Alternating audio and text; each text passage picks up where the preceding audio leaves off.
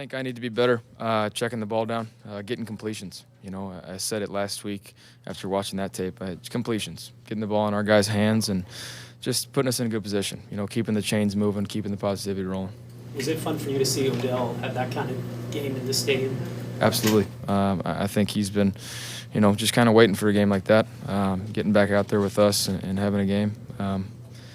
Yeah, it was a good play. Sounds satisfying to get things back on track, too, with the big road win. Yeah, absolutely. Anytime you went on the road, it feels good.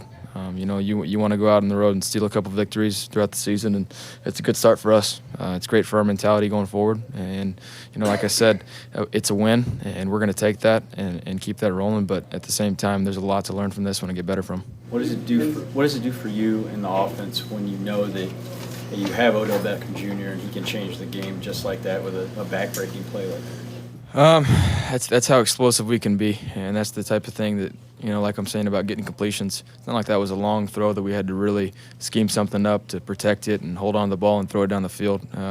Just getting the ball in his hands, and that's what I'm saying, getting it in the playmaker's hands. And so he's a big difference maker when it comes down to it.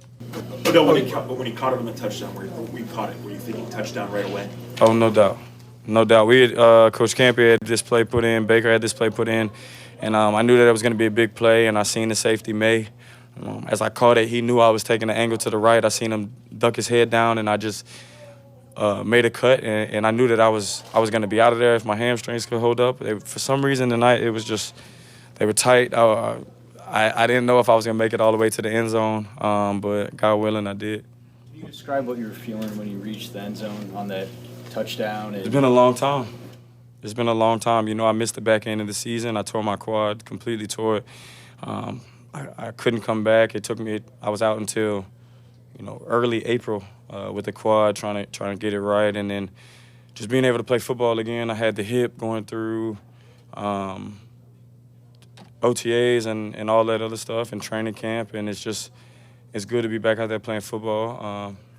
Got the win tonight. We got a tough game coming up next week against, you know, a very, very good team. So just trying to get prepared for that. Odell Beckham Jr., week 2 with the Jets, 10 targets, 6 receptions, 161 yards, and of course one big touchdown, put the game away for all practical purposes. Here's Baker, 19 of 35 for 325 yards, 1 touchdown, and 1 interception. I'll take that. Yeah, you know, I thought it was uneven for Mayfield. The first 2 weeks have been a little choppy, but still. How about the play clock coming down to 1 and 0? Is that a function of Freddie Kitchens getting the message in? Is that why it's taking so long? I don't know, Les. I don't know.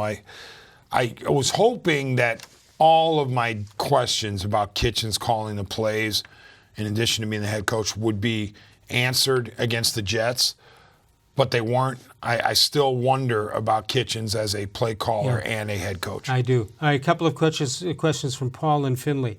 Why take Chubb out at each third down? Did he? I don't know that for sure. Okay.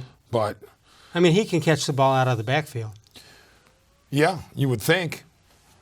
I was hosting the show on WTAM during the game, but I was trying to watch as much as I could on the TV in the studio. Right. But I don't remember Chubb being taken out on every third down. I don't either, so I'd hold off on that. How about this? I do know this is correct. Paul continues. He says, why have Baker throwing with 2 minutes left in the game and a 20-point lead? 100% agree. I didn't get it. There was the one situation where it looked like he potentially could have been injured.